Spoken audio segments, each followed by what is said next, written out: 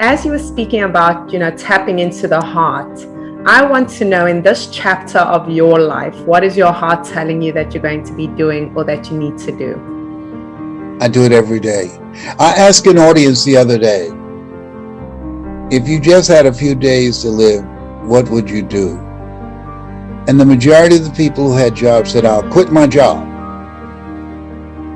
And this is why I say, and I think one of the most important things that I say, live your life the way that you want to leave your life. If I knew that I had a few days to live, I would do more interviews. I would do more webinars, more Zooms. I would speak more often. I'd look for ways in which I could reach more people because I'm living my life the way that I want to leave my life. I'm being true to me. I laugh a lot because I'm happy. I sing because I'm happy. I sing because I'm free. I'm free to choose how this gift of life is God's gift to us, and how we live our lives is our gift to God. I'm free to choose to operate outside of the culture, outside of what's expected of me. I'm free to choose how I'm going to respond to things rather than react to things. I'm free to seek ye this day whom ye shall serve, the highest that's in me or the lowest that's in me. I'm free to stand on the knowing I'll keep thee in perfect peace, whose mind is stayed on thee, not on the fourth stage cancer that somebody with a white jacket and a stethoscope around their neck. I'm free to focus on the reality that doctors determine the diagnosis, but God determines the prognosis. And when I left Cancer Centers of America, I know that this battle, this fight that I'm in, life is a fight for territory. And once you start fighting for what you want, peace of mind, good health, living a life of contribution, once you start fighting for that, what you don't want, anxiety, fear, hopelessness will take over.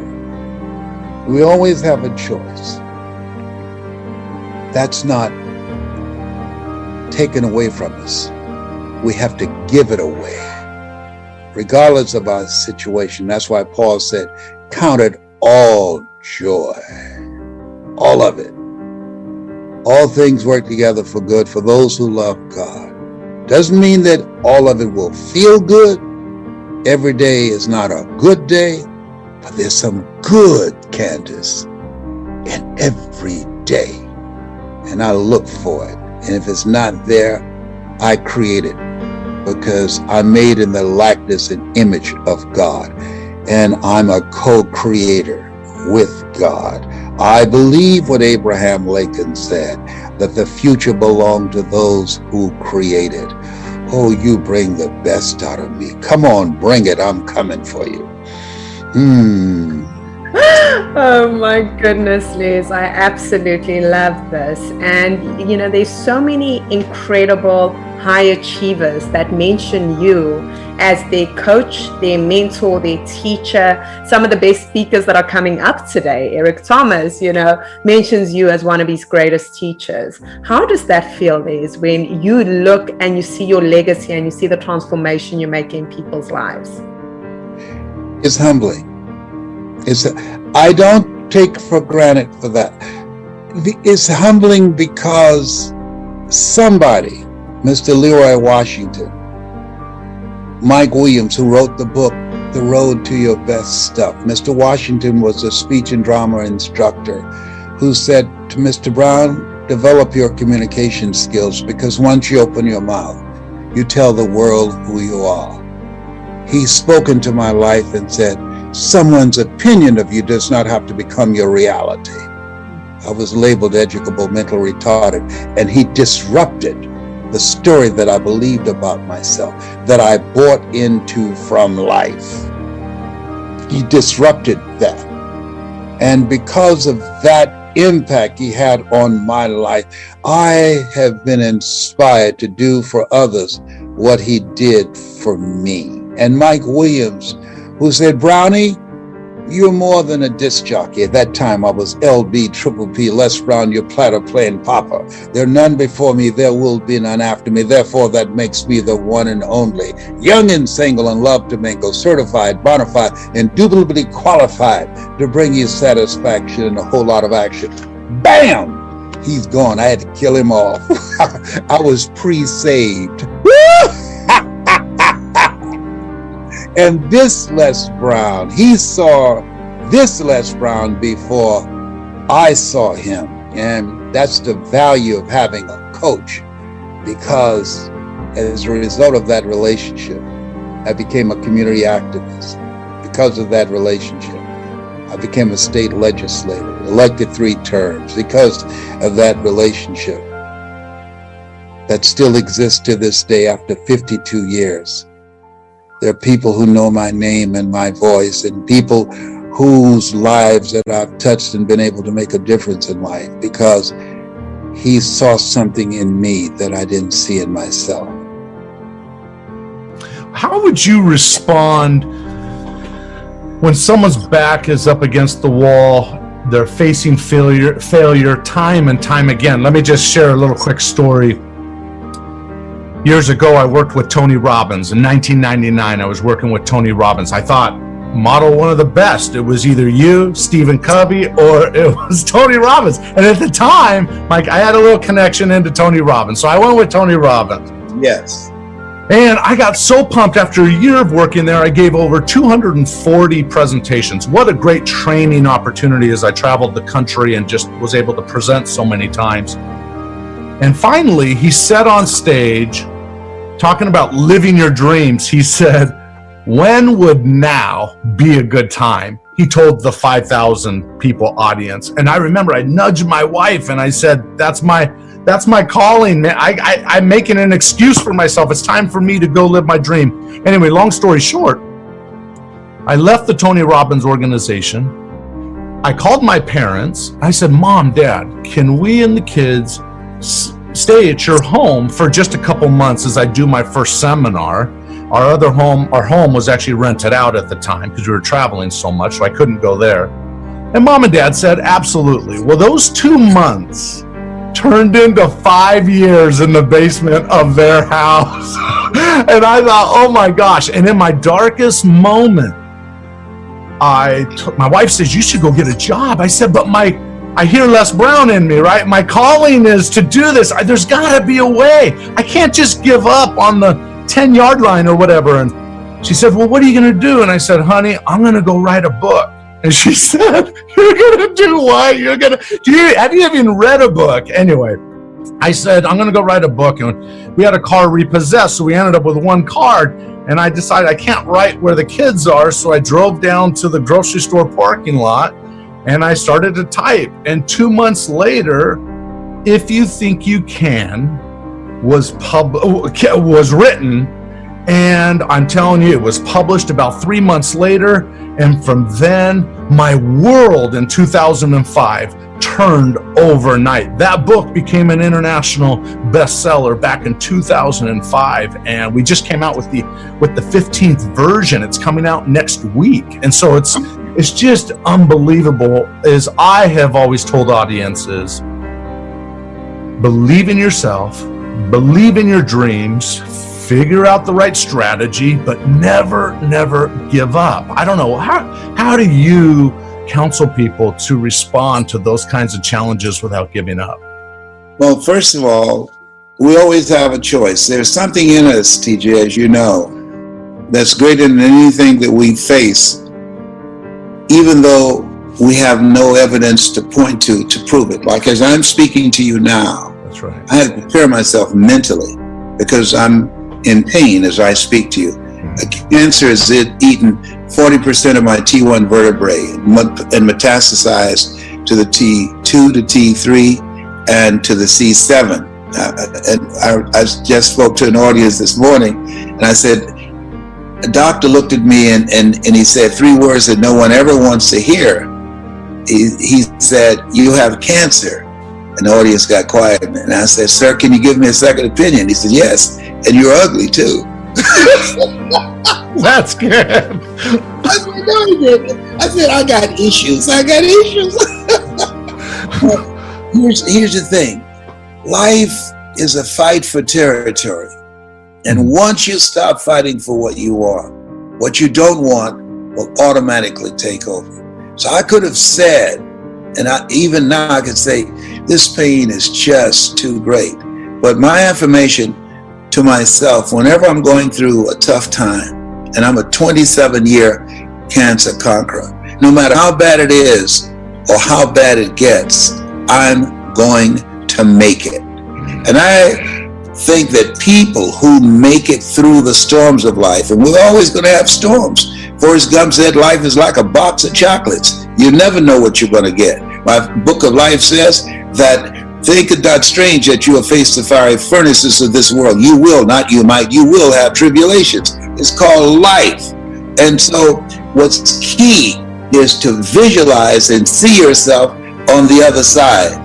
And hold that vision. He said, I'll give you all your eyes can see. Hold that vision and say to yourself, wow, that came out great. I made it through. I learned some things.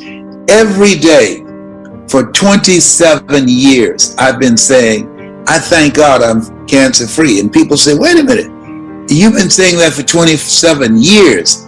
I mean, obviously it's not going to happen. I said, no, that's not true. Number one, I'm still here. Og Mandino say, persist until you succeed. Well, just think, 27 years. Look, when will a baby walk? It will walk when it walks. When will it talk? It will talk when it talks, and some talk sooner than others. And so many times we give up out of frustration and lack of patience. And to me, the people that make it through have a series of perseverance, persistence, and patience. And they show up with that every day until they get the desired results that they want. I know, I don't believe, I know that I'm going to be free of cancer, that this is not unto death. There's something that I have to align myself with because cancerous cells gone crazy. And so as I'm working on myself and working on the goals and dreams and other areas of my life that I have not resolved yet, that I'm just persistent and I'll keep coming back again and again and again. And as I told my children, even a broke clock is right twice a day. It's going to time. Our brother's going to break through. That is so awesome. Despite the cancer challenge, if you call it a challenge or not, you're still out. Because you get to know things about yourself that you don't know. Yeah, right. That it introduces you to a part of yourself that you're not familiar with, that it helps you to begin to prioritize things and determine what's important, what's not important. There are things that I would get angry about that I just let pass. For instance, I was coming down the sidewalk yesterday when I arrived here in New Jersey, in Philadelphia, and a guy had his luggage on the sidewalk, and he saw me coming. All he had to do was just pull his luggage back so that I can come by. He refused to move it. He's standing there with his wife. And so, which meant that I had to move my luggage and carry it into the streets and then get back on the sidewalk. And so he said, good, I'm glad you did that. And I said, thank you. And I got into the car that was waiting for me, and I said to my friend, I said, you know what? There was a time that I'd have whooped his ass. You know, I wanted to look at him at one time. I said, you about to make me lose my mind. Up in here, up in here. I took my stuff on the sidewalk, and that wasn't enough. You wanted to taunt me. You wanted to tease me. You want to act like you punked me out. And I said, but at 74, no, because every emotion, I mean, I laugh a lot. Why? 1 minute of laughter boosts your immune system for over 24 hours. Think about that. 1 minute of laughter boosts your immune system for over 24 hours. So people who are watching us now, after we get through, they will get sick for 20 years. 1 minute of of anger weakens your immune system for 4 to 5 hours. Yeah. So I deliberately don't get angry. I choose not. Anger is a wind that blows out the lamp of the mind. I study psychoneuroimmunology. I know that the thoughts that we have, they create gene expressions. I know it creates a certain type of chemistry in our body that's toxic. And so I can't afford, as a cancer conqueror, to get angry. I choose not to go there. And we always have a choice. And I believe that the type of program that you have, it gives people the mental and emotional and psychological and spiritual muscle to have a clarity of mind to stand back and say, you know what? I'm not going to go there. I'm not going to let this get to me. I'm better than this, and rise above it and move on with their lives. Wow, that's powerful. Thank you for sharing all that. You said, you put a little nugget in there I like, which I want to draw attention to, which you just said some people give up on their goals because they lack patience. And that made me think of the law of the harvest, which has 3 laws, right? You reap what you sow. Yes. Increased returns. You get more than you sow, right? And then the third thing is delayed gratifications. And so sometimes we give up on our goals because we haven't given time for those seeds to nourish and bear fruit, right? We give up a little bit too early. And anyway, any thoughts on that? Yes, well, there are some things that you're pursuing. I see that we grow from people and from projects. I'll be a better person at the end of this program because of our communication. We grow from people and projects. And so when we have projects, they challenge us. Why? Because we always, if we want to grow and we're serious, choose projects that's beyond our comfort zone. Because in order to do something you've never done, you've got to become someone you've never been. That's good. And so there are experiences that you're going to have in the process. Some things will happen to you, and some things will happen for you. And so I believe that those things that happen for us that sometimes we're aware of, but most of the time we're not. That's what psychologists call your scotomas, your blind spots. Right. That a lady, she's an intuitive, and she wrote me a note when she found out that I was a 27-year cancer conqueror, and she says, "This is not unto death to you." She said, "Search your heart and find out what's there." And she was one of the people that gave me a book years ago that I read called Who's the Matter with Me? And when I realized, TJ, and this is the first time I ever talked about this publicly, that somewhere in me that I had not consciously recognized that I had anger at my birth mother and father. How can you bring someone in this world who didn't choose to be here and walk away? And even though we are told, forgetting those things which are behind, reaching forth unto those things which are before, I woke up in the middle of the night, and sometimes you can get a message from a movie. Right. And a movie with Tom Cruise, it's called Magnolia. And I never saw the whole movie, but there was a quote that woke me up around 3:50, and I never forget. And the quote was, "We might be through with our past, but our past is not through with us." And so I have unresolved stuff in me because for a period of time, I saw myself as have been given away. But there's been a shift in my consciousness. Now I look at my life and I realize I was chosen with love, that God took me out of my biological mother's womb and placed me in the heart of my adopted mother. And that's why I know, now that I've come to grips with, now that I had to get some help, and I believe, ask for help, not because you're weak, but because you want to remain strong. Yes. And ask for help and don't stop until you get it. And I said, "You said this is not unto death for me. Search my heart." And I said, can you help me go there? And she did, because sometimes somebody can take you to a place within yourself that you can't go by yourself. And in that session, I realized the anger and the hatred that I had for two people that I don't even have faces for. I've never seen my birth mother or birth father. And so I had to resolve that. I had to forgive myself first and then forgive them. And that's when the healing takes place, because cancer are cells gone crazy.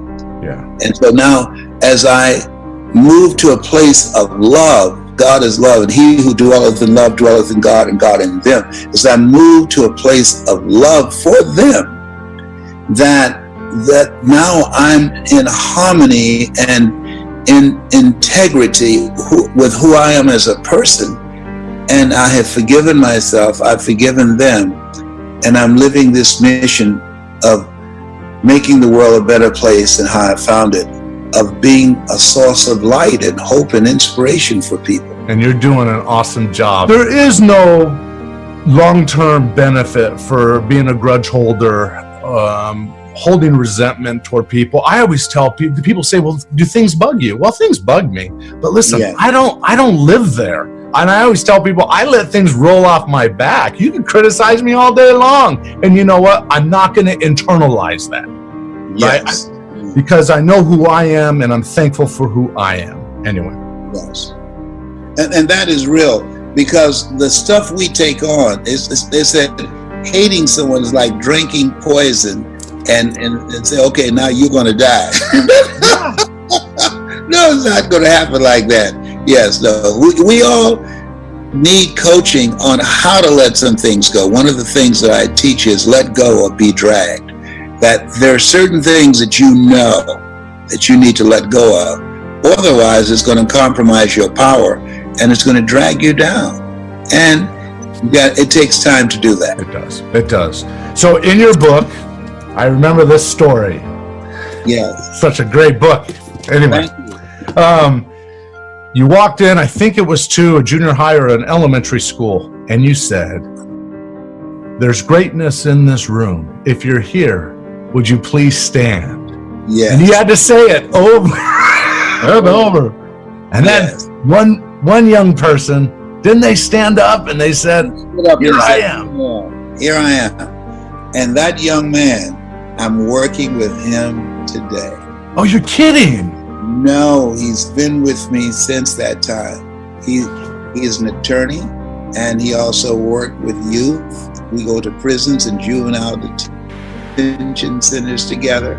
Yes, and he's truly manifesting his greatness. And I'm proud to say I'm one of his mentees, because it's a seesaw relationship. At first, I started out being his mentor, but he has incredible skills with the millennials and with technology that I don't have. Oh. And so he's teaching me how to connect with them and how to use technology to further the work that I have, that I'm doing, and to create non-performance income. So this thing called life, I believe that you're never too old to learn, and you're never too young to teach. And he's teaching me, and I'm proud of it. Take responsibility for your life. Take responsibility for your life.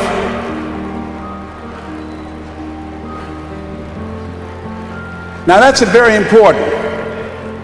Remember what Bishop said last night about Adam? Adam, when God asked him what happened, Adam did not want to take responsibility for what he had done.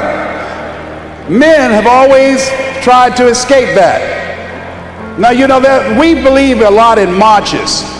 Let me tell you something. Here's a march I like to enroll you on. I want 1 million men to march to a mailbox to give support payments. Just drop some support payments in the mailbox to children that you have helped to create, that you have been irresponsible and you're not taking care of. Don't give that money to the airlines or the bus stations or the hotels. Send that money to those mothers that are still there dealing with and raising those children. Own your stuff. Come here, owner. Where's my daughter? Come here, owner. I got a call 5 years ago from this person here. I happened to be at the office late at night. See, I believe in being open and being honest with you. And the call was, tell them what you said to me.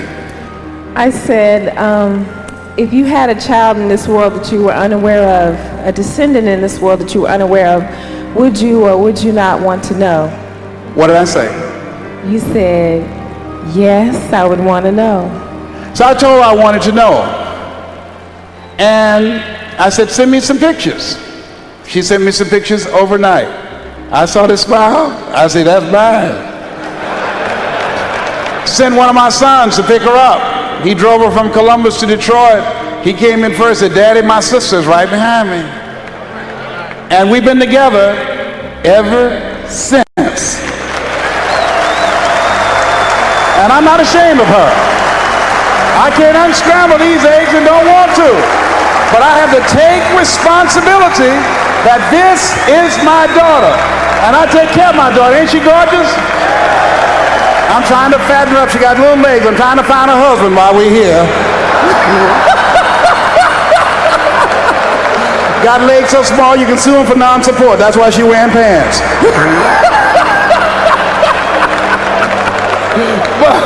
Okay, thank you, baby. Give her a round of applause, all right?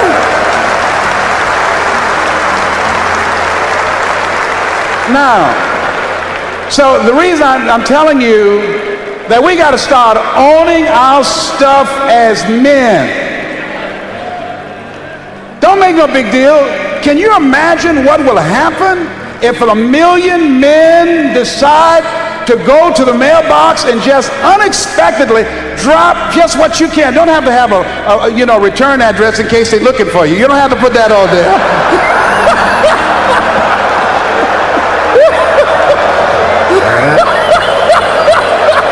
If you real behind, you understand what I'm talking about? I ain't said be no fool now.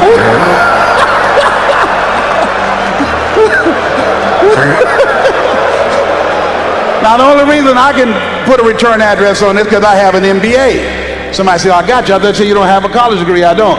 The MBA stands for mega bank account. So anyhow, join me, man. Don't tell me, well, I don't like her. She got an old man, or she don't need my money, or the children don't look like me. I went to court in the fraternity suit with a friend of mine named Ronnie. And he went to the judge. The judge said, why aren't you paying child support? He said, the babies don't look like me. The judge said, well, feed them till they do.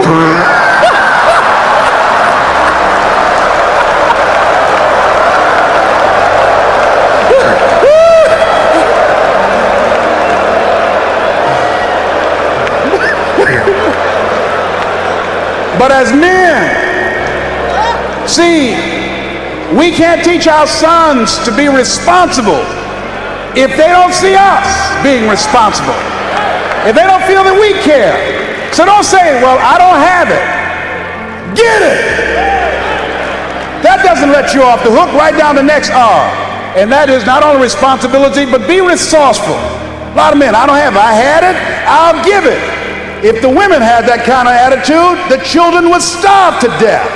The reason that they eat, the reason that they have some place to stay and to lay their heads and have clothes on their backs, because the women decide, I'm going to make it happen no matter what, and they're resourceful.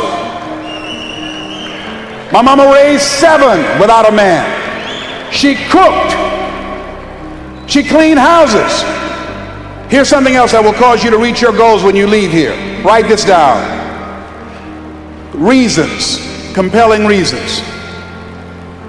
While you're here, when you make this covenant with God, when you decide to live like a conqueror, when you decide to become more successful, to create wealth, to be a change agent in your community, what is it that can keep you on the straight and narrow, that will cause you to keep your commitment to your commitment? I used to do door-to-door sales with a man named Sam Axelrod.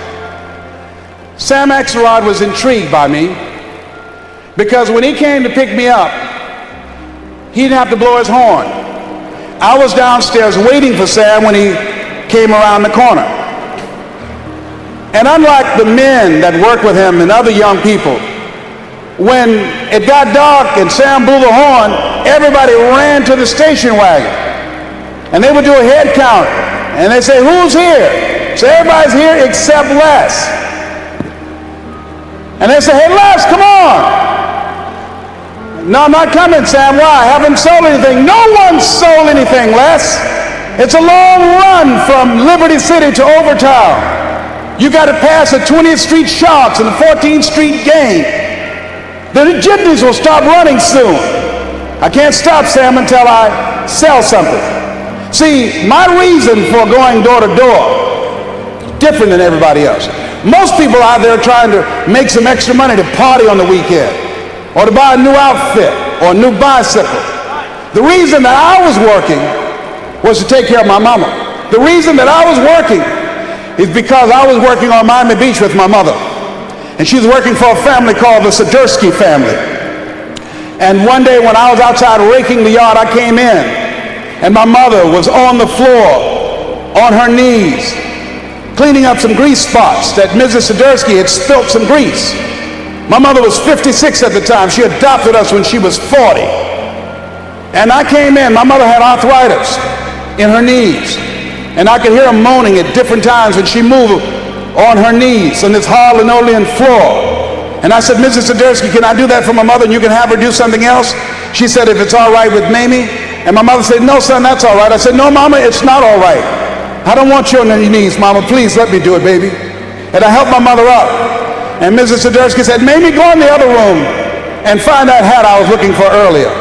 And my mother went in the other room and I heard her clapping her hands. I said, Mama. She said, what, boy? I said, baby, why are you clapping your hands? She said, don't worry, just keep on doing what you're doing. Then after a while, Mrs. Swiderski said, maybe it's in the other room. Go look in there. Mama went in the other room, and sure enough, she started clapping her hands again, Bishop. I said, Mama, why are you clapping your hands? She said, didn't I tell you to pay attention to what you're doing? Then at that moment, Mrs. Swiderski came over. She said, I can tell you why she's clapping her hands. I said, why, ma'am? She said, well, because when I have domestic workers looking for something and they're out of my view, I make them clap their hands to make sure that they're not stealing. I put the scrub brush down and I stood up. I said, excuse me, Mrs. Swiderski. I don't mean any disrespect, ma'am. My mother raised us to say yes, ma'am, and no, ma'am. But my mother's a Christian. She would never steal from you or anyone. When my mama talk about your children, when she talks to her friends, she say, my children, the Swiderski children. She loves you and your husband and your children. She would never steal from you. And she just walked away. Later that evening, when we were riding across the Venetian Causeway, I was very quiet. And my mother noticed it. I was not my bubbly self. She said, what's wrong, son? I said, Mama, I wish I was a man. She said, boy, you're 16 years old. You'll be a man soon enough. I said, no, Mama. I want to be a man now, because if I was a man, right now, we would never have to wear somebody else's hand-me-down clothes that their children no longer want. I'll be able to buy clothes for my brothers and sisters and you.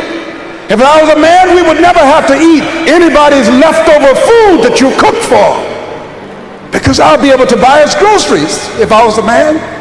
If I was a man, Mama, no one would ever have you on your knees cleaning up grease that they spill.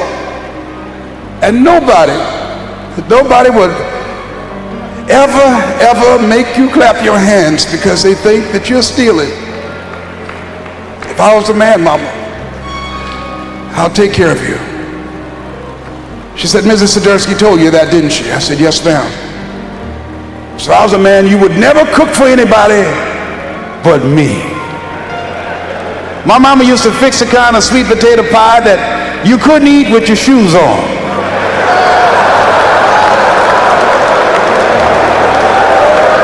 You had to take your shoes off so you can wiggle your toes. And when we would go door to door, sometimes as late as 10 o'clock at night, I would knock on the door. Who's there? Would you like to buy a nice working television set? No money down? Boy, are you crazy? Yes, I am crazy. I'm crazy about my mama, and I'm going to take care of her. And I'm going to sell a television set tonight, and it might as well be you.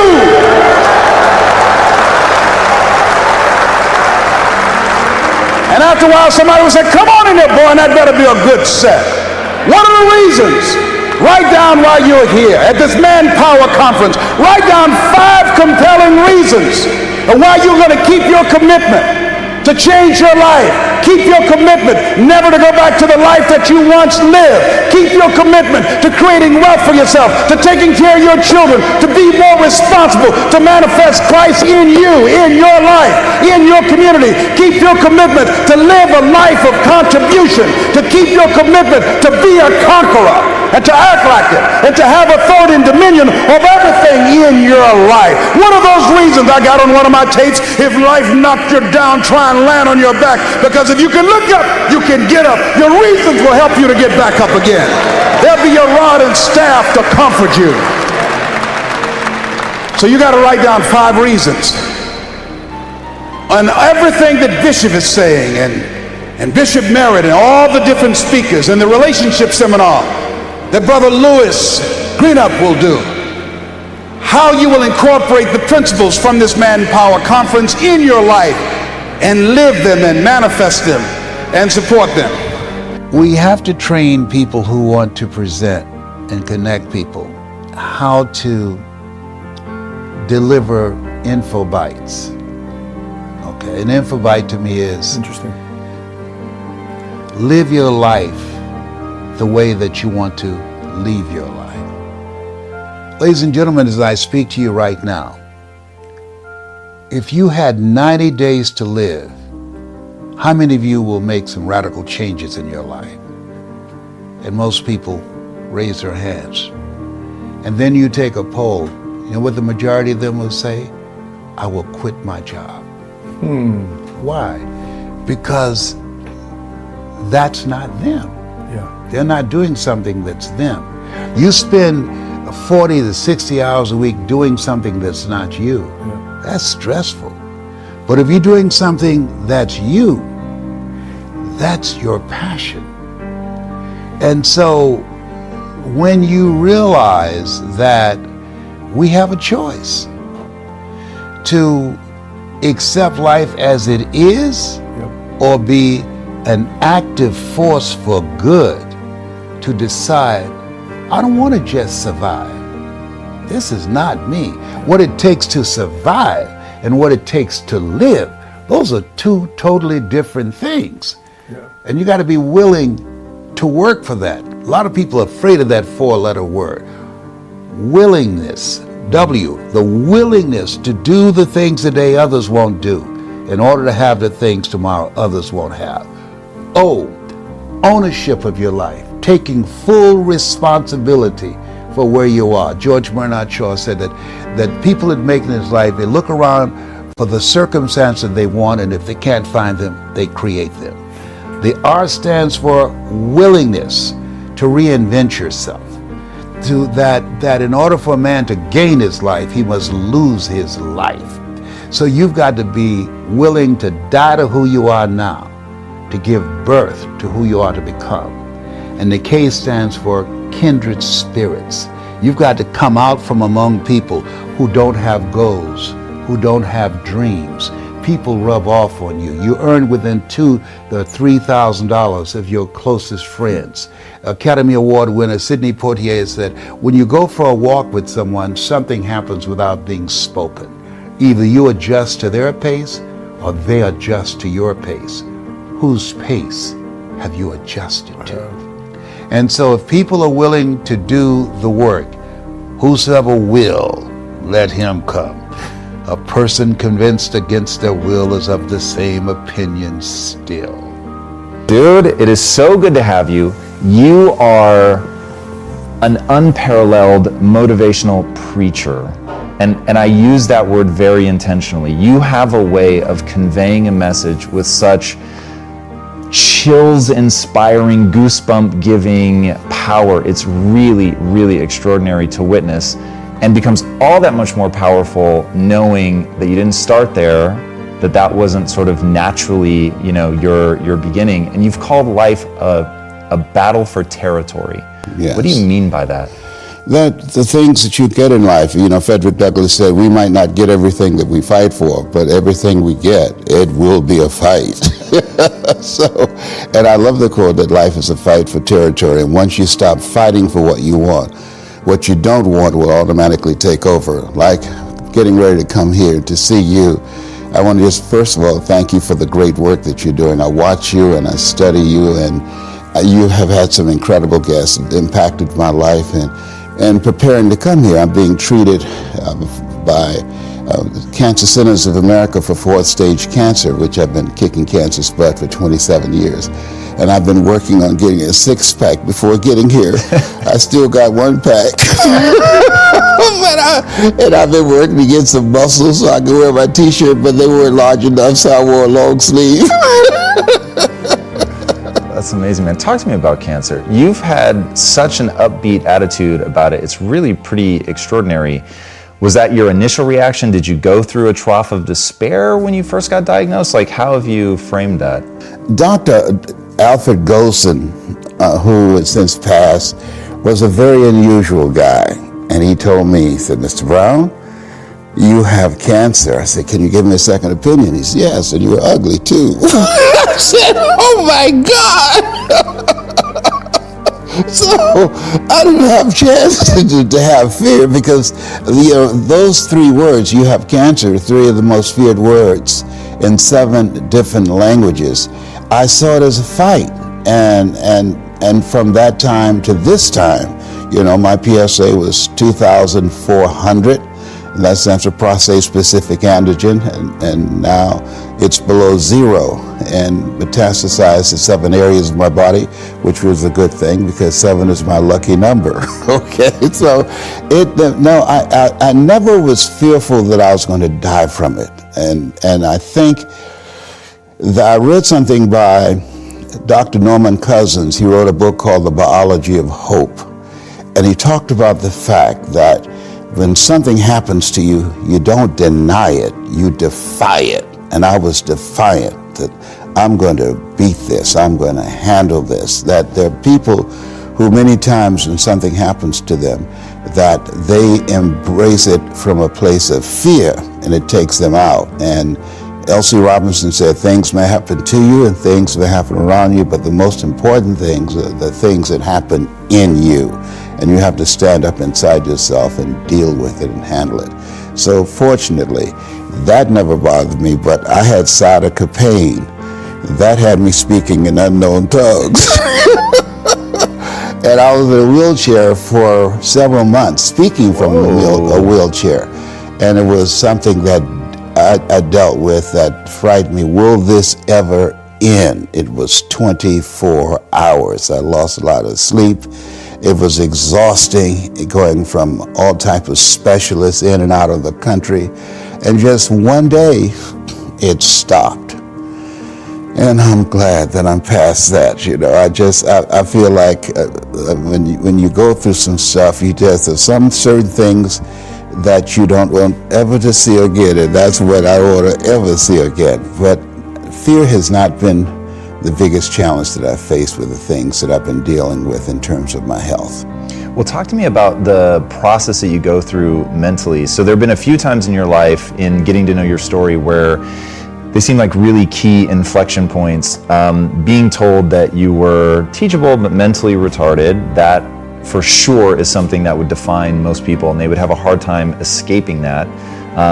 Being told that you have cancer, that it's stage 4, that they don't know how to treat it, like that's something that consumes most people. How do you build that resilience? So maybe by the time you get to cancer, you've already done so much work, so I get maybe how that one you're protected by the mechanisms you've built, but in the beginning, how did you crawl out from under the labels that people were putting on you? The easiest thing I've done was to get out from under the labels. and to live the life that I live. The most difficult thing I've ever done was to believe that I can do it. What's the difference? The difference is that when you don't know what's impacting you, and it's something that's holding you down and you're not aware of it. The great anthropologist Margaret Mead was in a restaurant in London, and a guy was serving her and said, "There's several Americans here tonight." And she said, "Is that right?" "Yeah." So let me know when you serve them dessert. I'll tell you exactly how many are here. He said, "Oh, you couldn't possibly." And so he came back and said, "Okay, I've done it." And she got up and she walked around, and she came back and she said, "There are around 25 here." And he looked at the roster. "How did you know that?" Say, "In America, we eat differently from you when we eat a dessert. You eat it from the crust toward the tip. We eat it from the tip toward the crust. When you eat a slice of pie, how do you eat yours?" Definitely, yeah, from the tip back to the crust, for sure. Yeah, okay, and so there are things that when you, in my situation, when you live in a dominant culture that is designed to destroy your sense of self and your belief in yourself, and you have to learn ways in which you can begin to connect with this power that you have within yourself to handle where you are.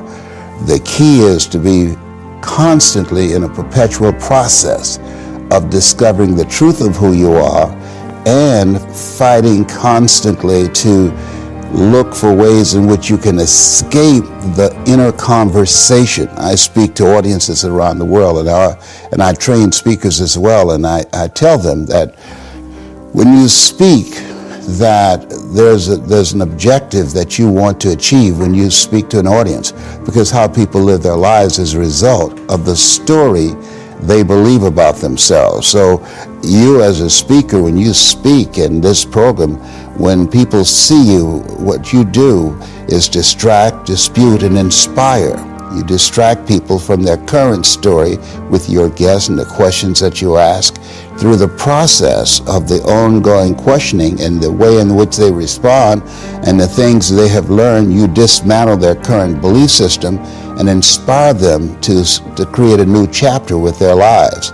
And so, but that's an ongoing process of constantly interrupting that conversation, what psychologists call your self-explanatory style, because life is going to beat up on you in so many ways, and many things, they come back, negative thoughts and how you feel about yourself, they don't die.